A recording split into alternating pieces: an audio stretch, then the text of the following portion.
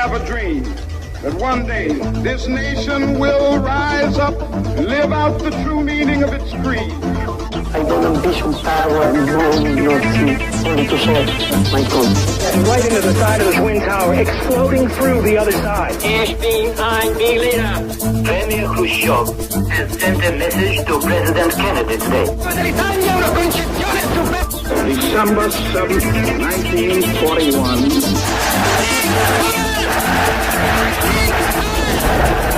The New World Order. I'm prepared to wait for my answer until hell freezes over, if that's your decision.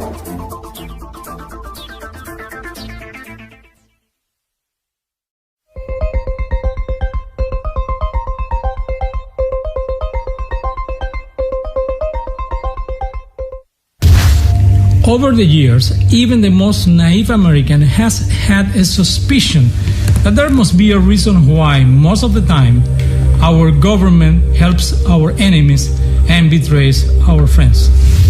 Just a handful of scholars have seriously studied the subject. The ones who have done it have concluded that the US government has been hijacked by a group of rich, powerful individuals who have been using it to advance their own private interests. This group has been called different names: the power elite, the insiders, the secret team, the shadow government, the usurpers, the invisible government. I'm talking about the Council on Foreign Relations, CFR, and their parasite organizations like the Bilderberger Group, the Trilateral Commission, the United Nations organizations, and the World Forum, just to mention the most important ones of a constellation of organizations working hard for the implementation of a new world order. The authors who first managed to point to the Council on Foreign Relations as the true center of the conspiracy discovered something amazing. Behind every act of treason to this country, working in the shadows, there is always one or more members of the Council on Foreign Relations or their associate organizations. The Council claims that it has no affiliation with the US government. Then, how can we explain these facts? Since the end of World War II, the number of Council on Foreign Relations members in key government positions has been growing continuously. In the last 50 years, all US Secretaries of State and CIA directors have been CFR members. The number of senior members of the armed forces that have CFR membership is growing. The most important people in the mainstream press are CFR members. CFR-controlled philanthropic foundations like the Rockefeller, Ford, MacArthur, and Carnegie bankroll every anti-American group in this country and many abroad. Since the end of World War II, almost every Secretary of State, CIA Director, Secretary of Defense, Chairman of the Joint Chiefs of Staff, National Security Council member, Federal Reserve Bank Director, is or has been a member of CFR. Also, several U.S. senators and Supreme Court justices are CFR members. Actually, no other organization, not even any of the three branches of the United States government, has such control over this country. Therefore, yes, no doubt about it, there is an invisible government, a high cabal, a power elite, a secret team, a group of conspirators, infiltrators, usurpers, insiders, or whatever name you choose, who has penetrated the three branches of the United States government and now has almost total control over it. It also controls the mainstream media and public education. Unfortunately, this group is currently in the process of also taking control of the governments of most Latin American nations. And this group of conspirators reside at the Harold Pratt House in Manhattan, headquarters of the Council on Foreign Relations.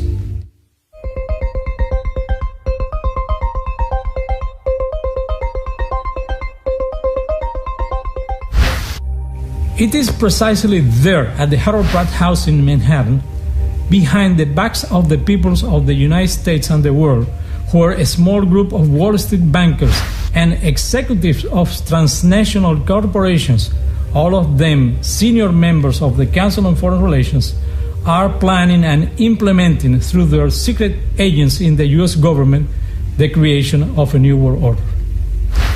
This new world order, which actually is a very old idea, will be a blown-up copy of the communist-fascist totalitarian nightmare Fidel Castro has successfully tested for almost half a century in Cuba.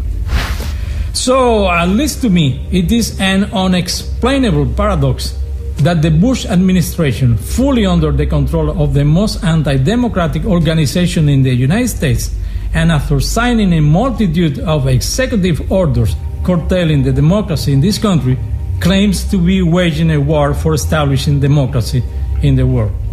The more I try to understand it, the less I understand it. Unless he has been exporting our democracy, and that may be the reason why we are having less and less democracy here in America. It should become evident for anybody with eyes to see that the United States, under the control of the conspirators, is rapidly turning into a totalitarian society. Currently, in the United States of America, a country that for many years was a beacon of liberty for the world, the authorities can legally spy, search, apprehend, and incarcerate any American citizen indefinitely, without the right of habeas corpus, legal representation, or a trial by jury. Also, as in a totalitarian country, elections in the United States are always rigged, including the most recent one in 2006, which gave control of the Congress to the Democratic Party.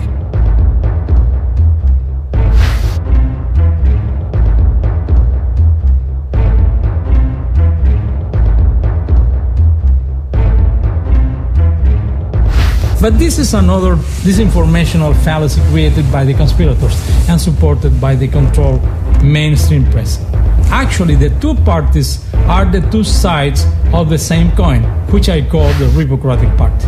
This is the true Communist Party of the United States of America.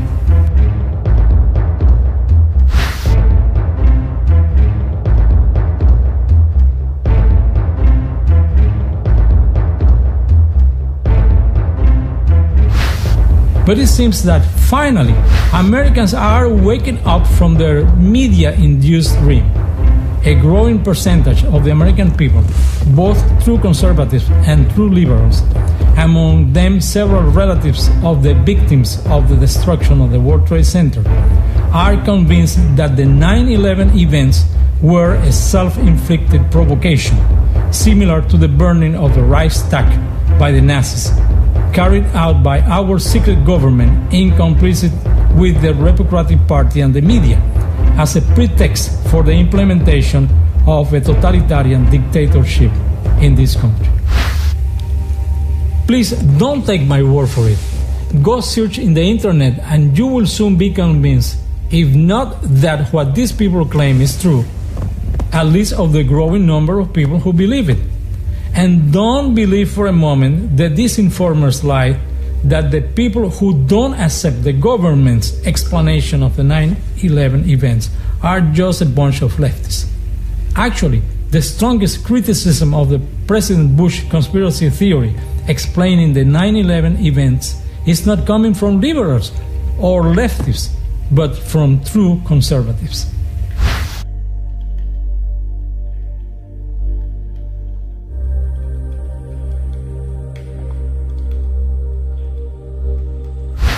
At the time we recorded this program, opinion polls indicated that 61% of Americans believed that their own government is directly responsible for the September 11th events. Currently, the number of books that point to the U.S. government as directly responsible for the 9/11 events is growing, and they are selling fast.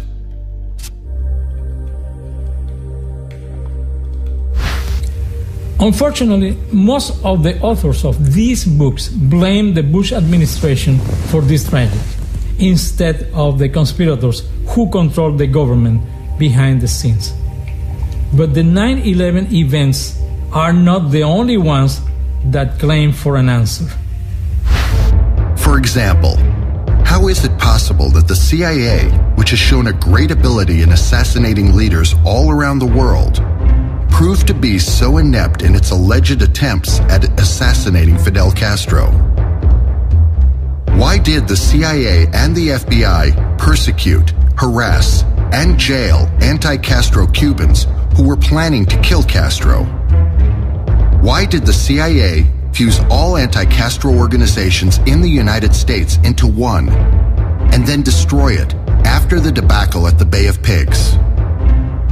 Why in the months previous to the invasion did the CIA stop sending arms and supplies to the anti-Castro guerrillas in the Escambray Mountains?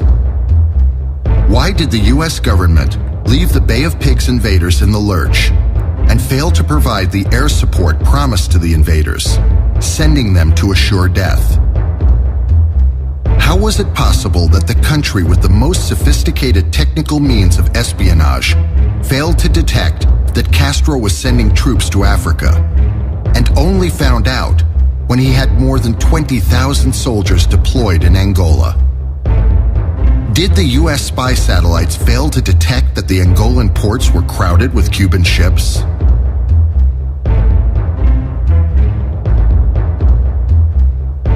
Why did Castro's troops protect the Shell refineries in Cabinda? And why did Shell pay Castro in dollars for this service?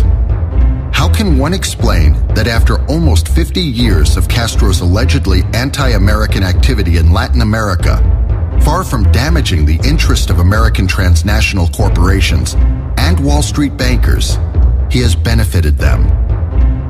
Why did United Nations Secretary General Kofi Annan declare that Cuba is an example from which we can learn?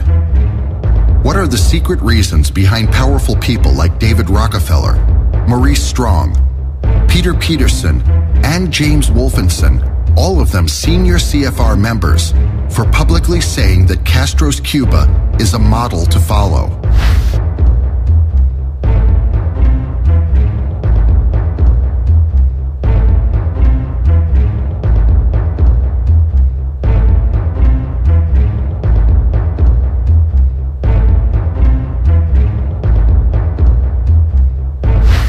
How can we explain the love between the most reactionary institution in the Western Hemisphere and the alleged most revolutionary leader of the continent? Why was Castro the main force behind the destruction of the traditional pro-Soviet communist parties in Latin America? Why did he make such a great effort in destabilizing and overthrowing democratically elected leaders all around the world? How can one explain the fact that because of the fly of capital from Latin America, for fear of Castro-backed guerrilla activities, the American military-industrial complex and Wall Street bankers engrossed their fortunes? Castro paints himself as an enemy of economic liberalism and globalization. How can we explain then his close friendship with Mexican ex-president Carlos Salinas de Gortari, whom senior CFR executives consider the highest promoter of economic liberalism and globalization in Mexico? Why Castro left Guevara in the lurch in Bolivia and thus allowed the CIA to eliminate him? Why Castro first destabilized the Allende government in Chile and later contributed to its overthrowing? If recently surfaced information is true, Allende did not commit suicide. His Cuban security chief, General Patricio de la Guardia, killed him, following direct orders from Castro. Why, based on false information, President George W. Bush sent American troops to the other side of the planet to overthrow a dictator that was no threat to the U.S., but did not send them to overthrow a tyrant 90 miles from America's shores, notwithstanding the fact that this tyrant has threatened and committed terrorist acts against this country, and there is evidence that he has bacteriological weapons of mass destruction. The largest stockholders and true owners of Exxon, originally Standard Oil Company, are the Rockefellers. In Venezuela, Exxon does business through a subsidiary, the Creole Petroleum Company.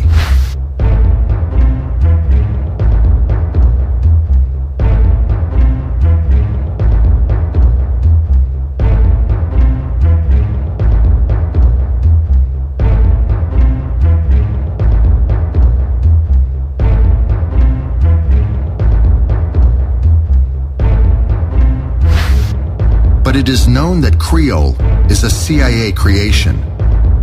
Actually, in Venezuela, Creole means CIA.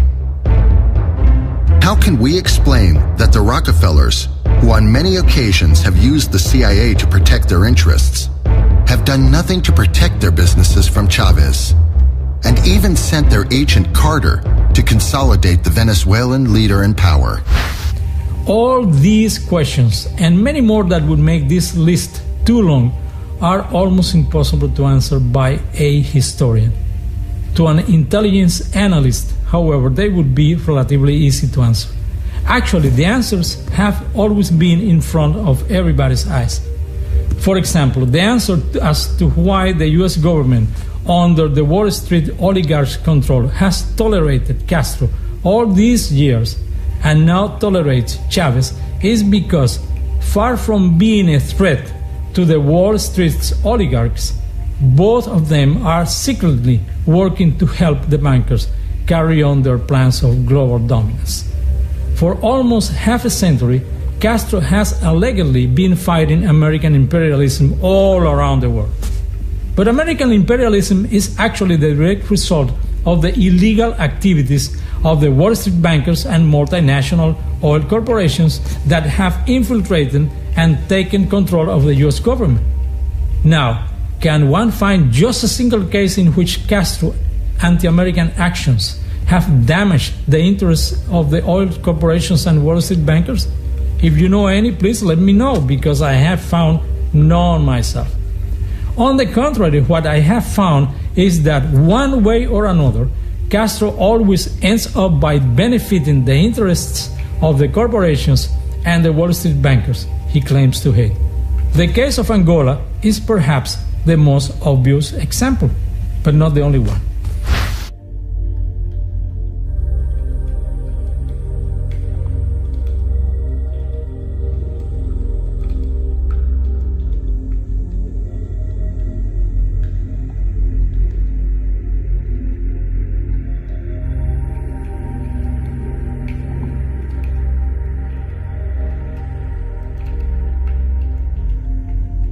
In the same fashion, and despite its anti-Castro rhetoric, the US government, both under Republican and Democrat administrations, always ends up helping Castro.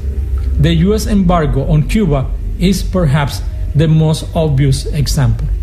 Far from damaging Castro, the totally ineffective embargo has given Castro the best excuse to justify his systematic destruction of the Cuban economy, its culture, and its people.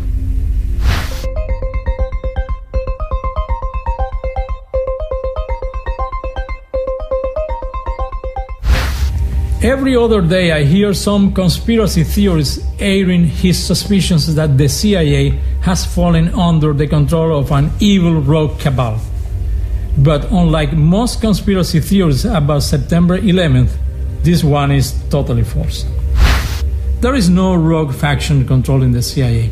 Actually, the whole CIA is a rogue organization that has never had anything to do with the government of this country and has never worked for the people who foot the bill, the American taxpayers.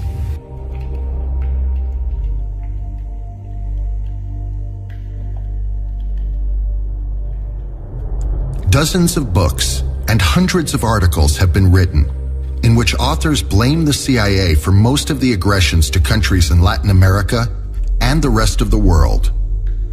What most of these authors, some of them well-intentioned, some of them agents of disinformation, fail to point out is that since its very creation in 1947, the CIA has always been the hidden military arm of the CFR. Though the Council on Foreign Relations describes itself as a nonpartisan organization, whose only goal is to promote international exchanges to reach a better understanding among countries. The reality is quite different.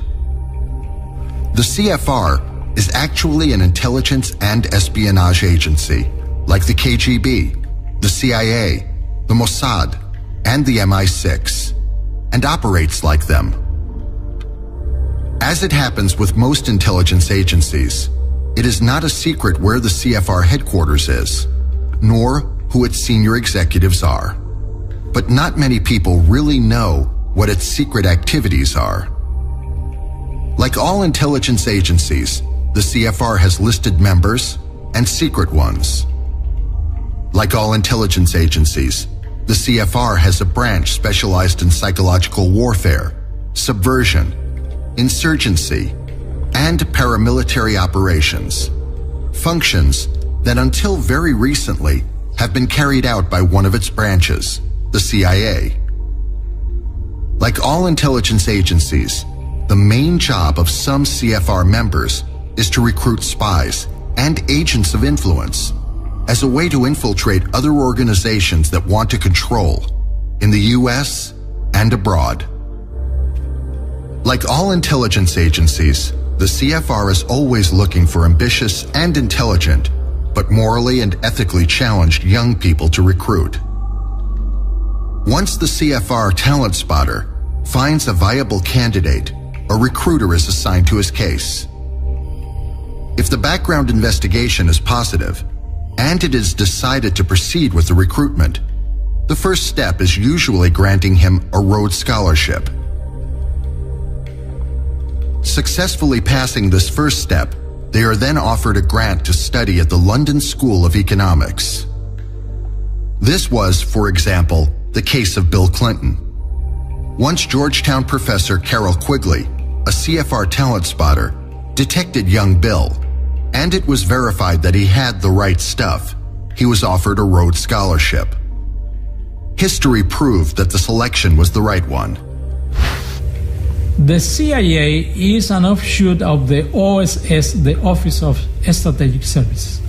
But contrary to the common myth advanced in books like William Stephenson's A Man Called Intrepid and others, the OSS, also known as the Also Social because of the high social class of most of its members, was a sort of a joke concocted by the children of the privileged who had discovered a way to avoid fighting the enemy face to face by taking refuge in the universities. Suddenly, they were offered a way to fight a war without getting involved in the messy and risky part of it. Most of the highly touted successes of the now legendary OSS were highly exaggerated, and the military never had any respect for them. This explains why, when the OSS tried to expand their operations to the Japanese front, the Navy told them a thanks but no thanks polite refusal. Most members of the military high command were extremely dissatisfied with the work of this band of arrogant aficionados with access to large amounts of money and lacking in the most elementary techniques of intelligence and espionage. If the OSS did a wonderful job, it was for its Wall Street masters. It had nothing to do with the purported one, and its true goals had nothing to do with benefiting the interests of the United States or its citizens. Unfortunately, this was a vice inherited by the CIA. General William Wild Bill Donovan, the man the Wall Street bankers and oil magnates selected to direct the OSS, was a Wall Street lawyer and member of the Council on Foreign Relations. His right hand, Allen Dulles, was also a Wall Street lawyer and senior CFR member.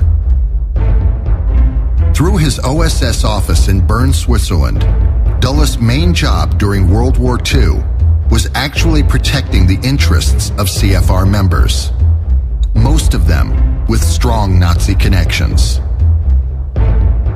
Sullivan and Cromwell, the law firm for which Dulles had worked, had strong business ties with the IG Farben, the chemical firm producer of the Zyklon B, the lethal gas used to kill the Jews. At the end of the war, when the defeat of the Nazis was unavoidable, Dulles helped many high-ranking Nazis escape to South America, mostly to Argentina.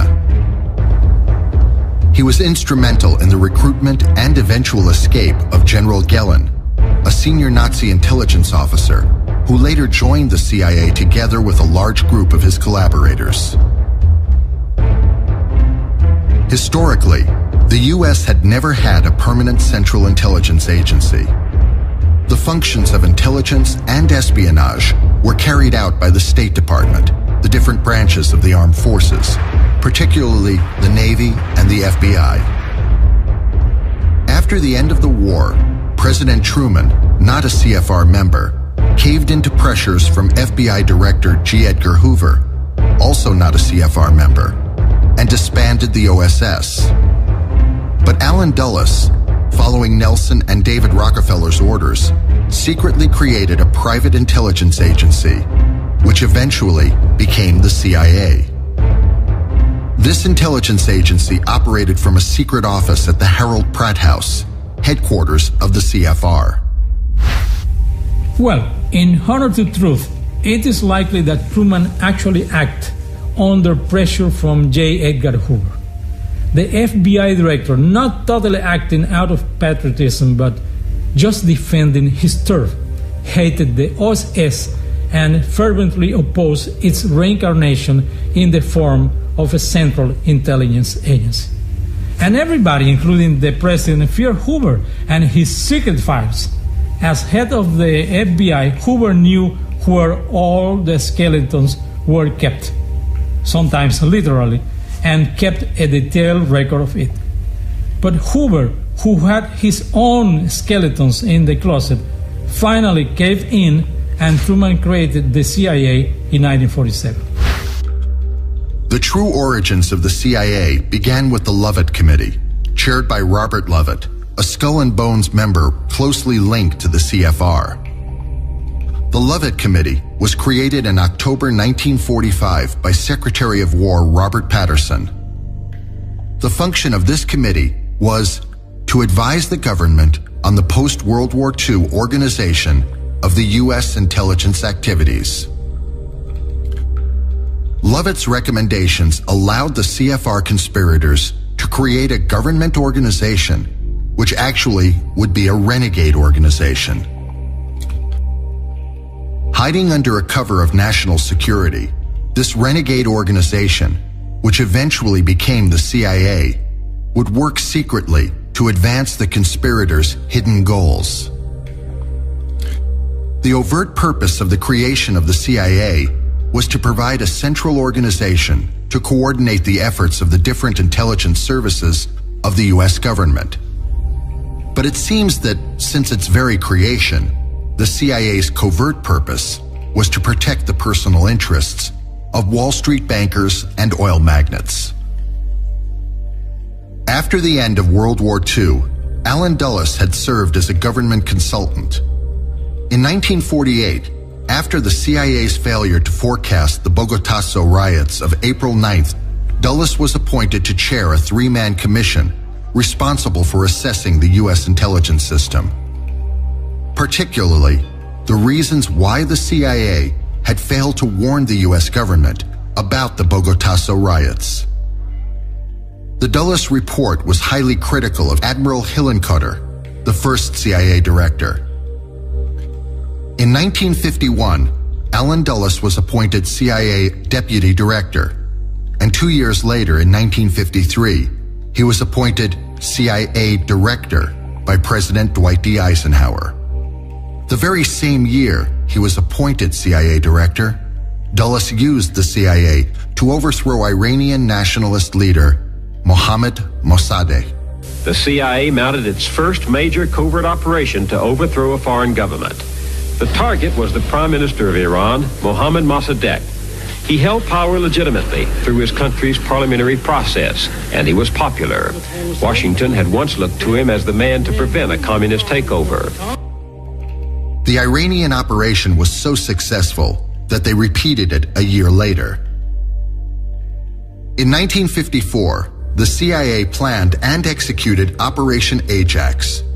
the coup d'etat which overthrew Guatemala's democratically elected president, Jacobo Arbenz.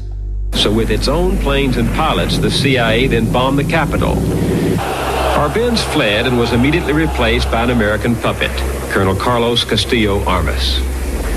A few months after being elected, Arbenz made a big mistake. He nationalized some unused land owned by the United Fruit Company. Allen Dulles and his brother John Foster Dulles were partners in the Wall Street law firm of Sullivan and Cromwell. Among their important clients was the Rockefeller-owned United Fruit. With John Foster Dulles heading the State Department and Allen Dulles heading the CIA, they were the key CFR secret agents in charge of Eisenhower's foreign policy, and they made sure that the interests of Sullivan and Cromwell's clients were not ignored. The Guatemalan coup, which cost American taxpayers $20 million, was perhaps a setback for American interests in Latin America because it reinforced the image of an imperial U.S. forcibly affecting the destinies of her Latin American neighbors. It was, however, a total success for CIA Director Allen Dulles and his CFR masters.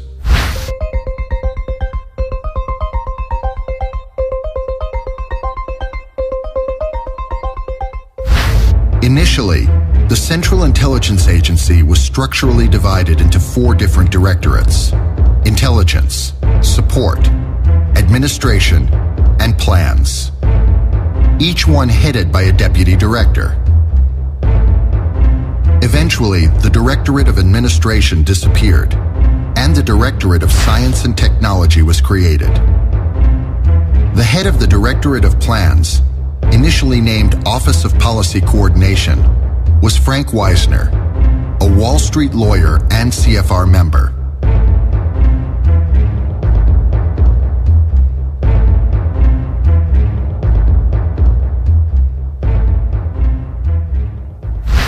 According to an anecdote, when Joseph Stalin was informed that the Vatican, after knowing that the Red Army had surrounded Berlin with an iron fist, had declared war against Nazi Germany, he laughed heartily and asked, "How many divisions does the Pope has?"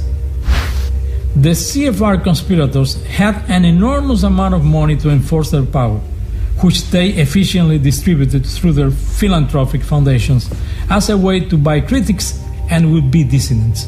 But there were some people in the world who refused to get bought. What to do with them?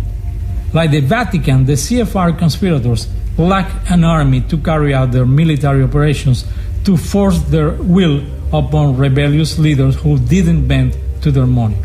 So they realized that the only way to have their own personal army without alarming the American people was to make it invisible. Therefore, they created it surreptitiously, keeping it hidden under the cover of a legitimate U.S. government organization.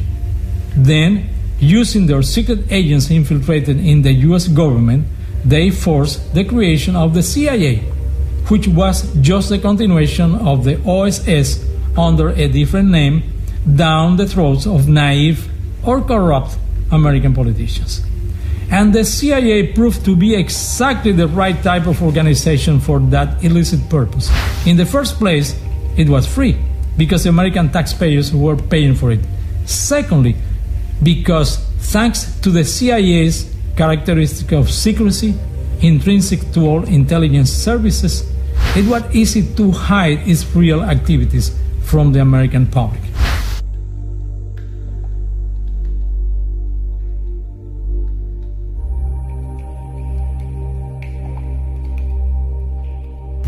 This perhaps explains something difficult to understand about the CIA. The main reason given to the American public for the creation of the OSS and eventually the CIA was to avoid Pearl Harbor-like surprises. But over and over, the CIA has been taken by surprise for events they didn't foresee. The Bogotá riots in 1948, the Soviets launching the Sputnik in 1957, Castro's power grabbing in Cuba in 1959, the Bay of Pigs debacle in 1961, the Soviet missiles in Cuba in 1962, Castro's invasion of Angola in 1975, the fall of the Shah of Iran in 1979, the demise of the Berlin Wall in 1989, the collapse of the Soviet Union in 1990, India's testing of a nuclear bomb in 1998, and the events of September 11, 2001, are just a few cases where the CIA was apparently caught asleep at the wheel.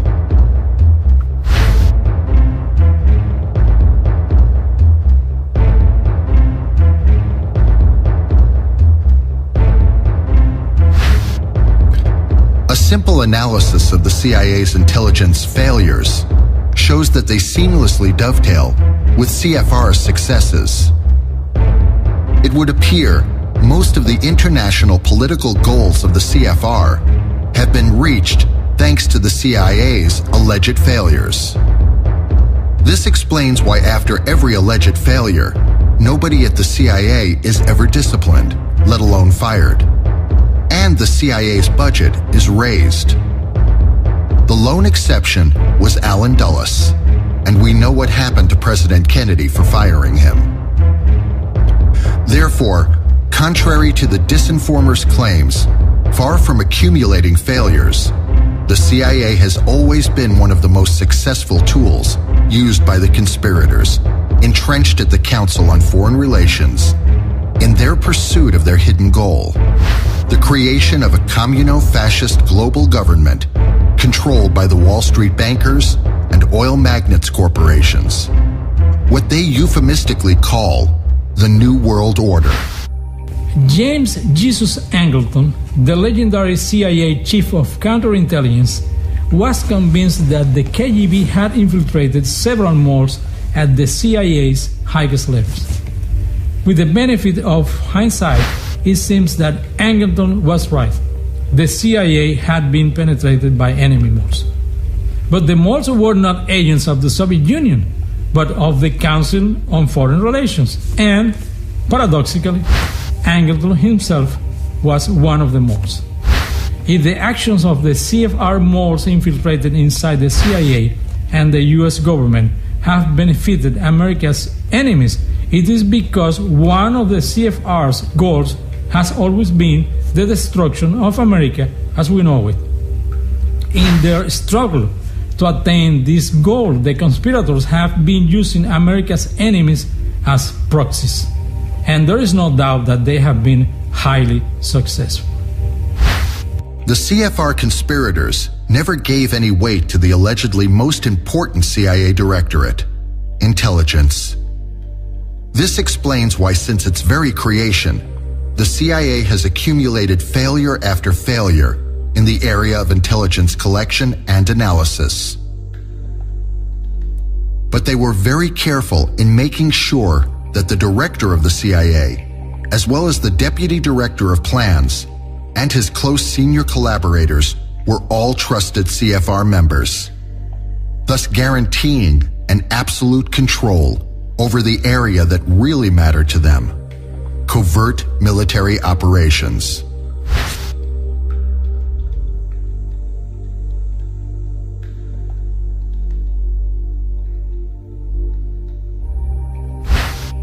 Actually, the other directorates were just a convenient cover to hide from the American public and the rest of the CIA's employees the true activities of the CIA on behalf of its CFR creators and masters. This explains the true cause of most of the CIA's intelligence failures. Many well-intentioned, dedicated CIA employees have worked their whole life for the CIA, retired, and died without realizing that they had been recruited under a false flag.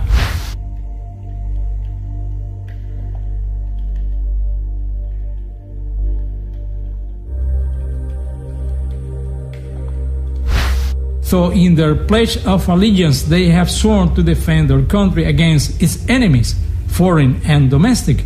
Unknowingly, they have worked their whole life advancing the interests of the people who want to destroy this country.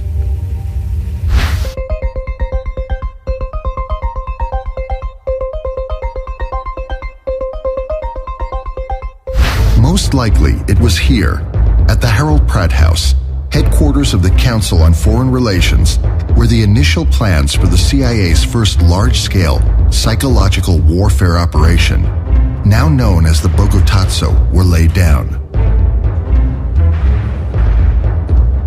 A new agent they recruited in early 1948 played a cardinal role. This secret agent was sent to Bogota, Colombia, on a secret mission. Once there, acting as an agent provocateur, he coordinated the assassination of Colombian populist leader Jorge Eliezer Gaitan. This new secret agent the conspirators had recruited was a young Cuban university student named Fidel Castro. His first mission consisted in traveling to Bogota, Colombia, planting false evidence and creating false clues implicating the communists in the assassination of Gaitan and the Bogotazo riots. He was very successful. It was not a coincidence that U.S. Secretary of State George Marshall was in Bogota at the time, presiding over the 9th International Conference of Latin American States. Following the plan, the day after the tragic events, Marshall blamed the communists for the assassination of Gaitan and the riots.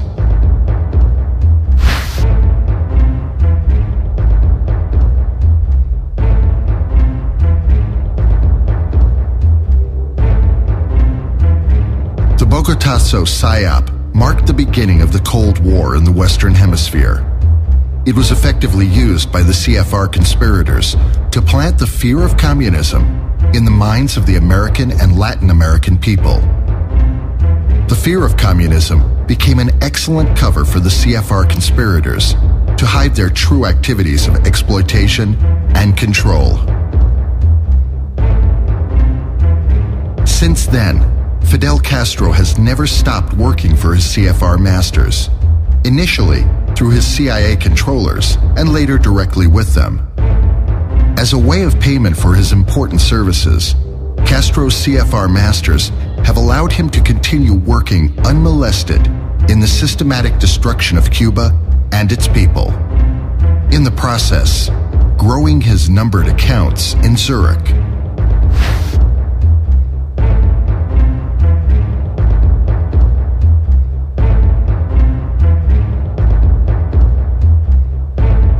One of the areas in which Castro had proved his worth had been his mastery in attracting fools, like Che Guevara, the Ortega brothers, Hugo Chavez, and more recently some Muslim leaders, and recruiting them under a false flag to fight Yankee imperialism. One of the techniques favored by intelligence services all around the world is the creation of their own controlled pseudo-opposition to create Hegelian-type managed artificial conflicts. And the CFR conspirators have made an art of it. The mysterious explosion of the French freighter La Coubre in Havana Harbor, the Bay of Pigs invasion, the guerrilla wars in Latin America, the invasion of Angola, the death of Che Guevara, and the assassination of Presidents John F. Kennedy and Salvador Allende, the shutdown by Castro's mix of 2 American civilian planes, just to mention a few, were CFR, CIA, Castro joint operations planned by the CFR conspirators. At some time, Orlando Bosch and Eden Pastora realized that the CIA-Castro mixture was very unhealthy, and that saved their lives. Francisco Camaño, Jorge Ricardo Massetti, Salvador Allende, Che Guevara, and many other gullible fools like them discovered it too late and paid dearly for their big mistake. On February 24th, 1996, Castro's MiG shot down 2 unarmed American civilian planes over international waters, killing 4 Americans. The planes belonged to the Miami-based Brothers to the Rescue organization, an anti-Castro group providing help to rafters escaping from the island. A month before, Leslie Gelb, then president of the Council on Foreign Relations, had visited Havana and had private meetings with Fidel Castro. Was this another CFR-CIA Castro joint operation? Some people have speculated that Gelb gave Castro the green light for shooting down the Brothers to the Rescue planes. Moreover, it seems that the terrorist act that destroyed a Cuban airliner in 1973, killing all passengers, including the Cuban Olympic fencing team, was also a CIA-Castro joint operation of self-provocation. The main clue for this suspicion is that Beatriz Marquez, a Cuban singer in vogue at the time, was visiting Venezuela on a tour and was scheduled to fly back to Havana that night. But a few hours before, somebody important ordered her not to take that flight. At the time, Marquez was married to a senior officer in Castro's security detail, and that saved her life. The poor boys of the fencing team unknowingly played an important job. They provided Castro with martyrs for his revolution. In the same fashion, and despite the dense curtain of disinformation created by CFR secret agents, there are abundant clues pointing to the possibility that the assassination of President Kennedy had been also a CFR-CIA Castro joint operation.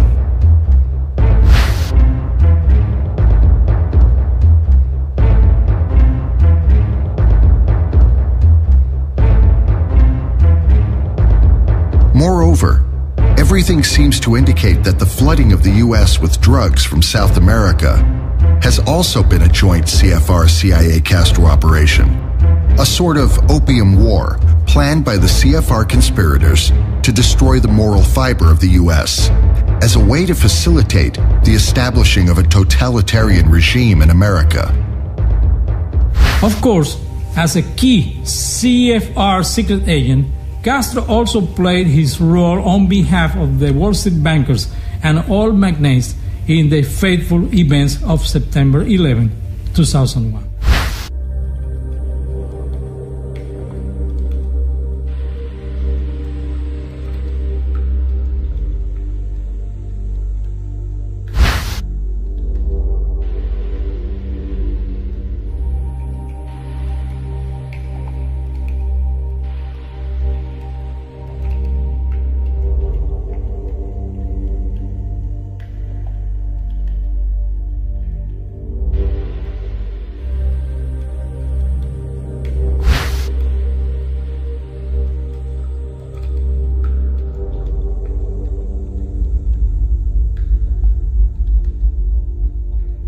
Currently, with the support of sub-agent Hugo Chavez, Castro is carrying out an important Hegelian-type psychological warfare operation against the people of Latin America on behalf of his CFR masters. The goal of this operation, similar to the Bogotazo but on a continental scale, is to scare the hell out of the ruling classes in Latin America with the fear of Castro Chavism. A large portion of the nationalist Latin American ruling class fear the growing economic penetration and political influence of Wall Street and American transnationals in their countries, and were reluctant to accept the new free trade agreements with the U.S. But the CFR conspirators used the fear of Castro Chavism as a strong factor to force them into accepting first the Central American Free Trade Agreement and later the Free Trade Area of the Americas as the lesser of two evils. The conspirators were right. The Castro-Chavez psyop is bringing the expected results. The Central America Free Trade Agreement, CAFTA, and the Free Trade Area of the Americas, FTAA, are just previous steps toward the creation of the American Union, which would extend from Alaska to Patagonia. The American Union, under the total control of the Wall Street bankers and oil magnates through their international financial organizations, and if necessary with the help of U.S. Special Forces, will bring the destruction of the economies of the Latin America countries, the extinction of the middle classes, the enrichment of a few, and the impoverishing of workers and farmers. Exactly as Castro has done in the Cuba the CFR executives admire so much. Playing a key role in this process is the International Monetary Fund, IMF, an institution created and controlled by Wall Street bankers. In an article he titled Neo-Bolsheviks of the IMF, Russian economist Georgy Arbatov made the best description of what the IMF really is. According to Arbatov, IMF officials are neo-Bolsheviks who love expropriating other people's money, imposing undemocratic and alien rules of economic and political conduct, and stifling economic freedom. Arbatov is right on the mark. The IMF has been the main cause of the economic disaster of all countries who have fallen under its economic control. No wonder the economic measures imposed by the IMF have been dubbed shock treatment. Like in the psychiatric treatment of the same name, patients are not killed during the treatment, but suffer its terrible consequences the rest of their lives.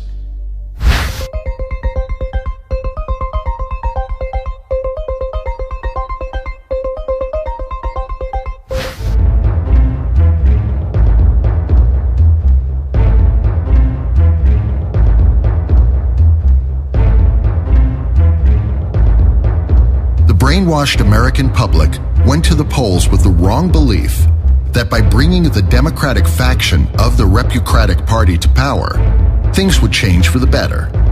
They were wrong.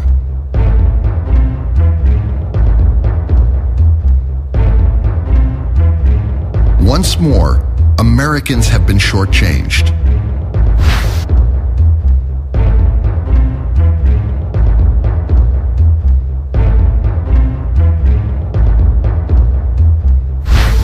After taking control of Congress, members of the Democratic faction of the Repucratic Party are talking about a new direction in American domestic and foreign policy.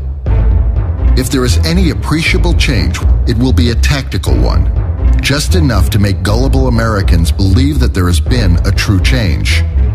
But the CFR secret agents infiltrated in both factions of the Repucratic Party will guarantee that the overall strategic goal will continue being the same, destroying this country as we know it, and bringing about the communo-fascist tyranny of the New World Order.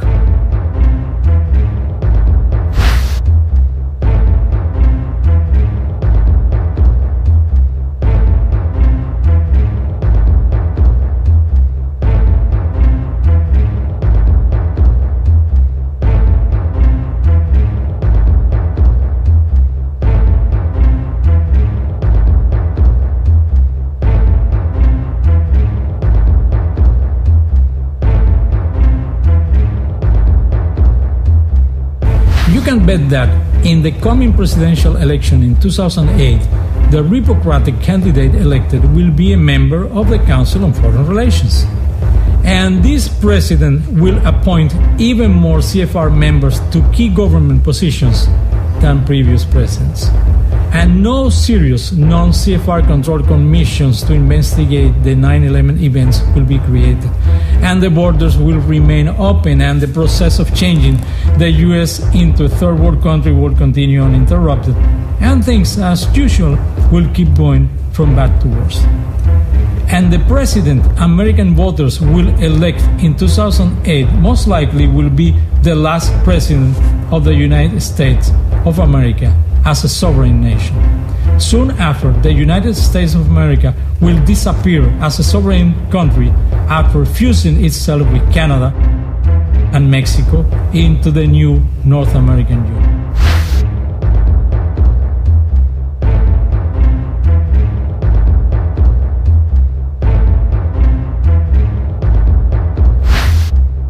For almost a century, these people have been waging a quite non-declared war of attrition against the American people, and it seems that they are now ready for the final decisive battle. Unfortunately, as the recent midterm elections shows, the American people have reacted against the puppets, leaving the puppet masters untouched.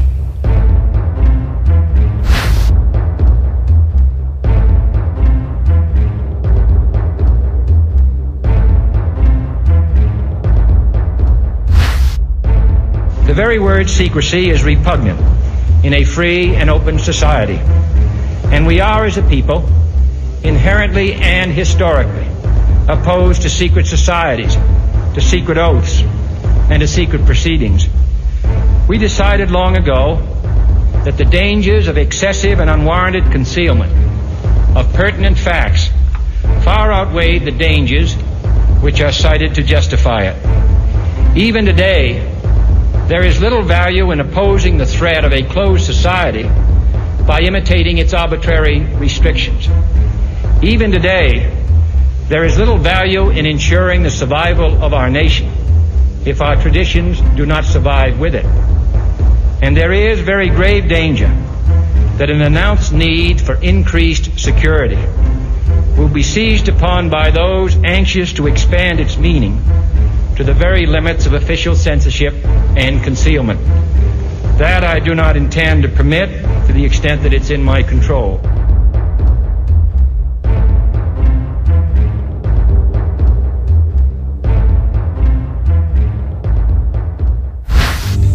This is Truth Lies, and I am Servando Gonzalez.